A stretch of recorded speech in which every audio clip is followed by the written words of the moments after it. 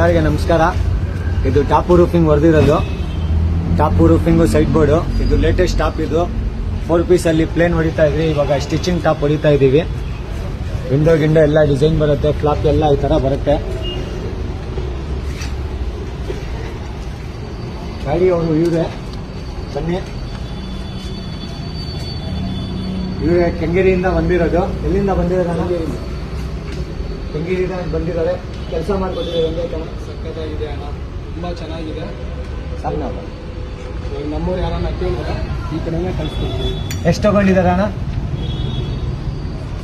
4,500. 4,500 ತಗೊಂಡಿದ್ದಾರೆ ಸರ್, ಅಷ್ಟೇ.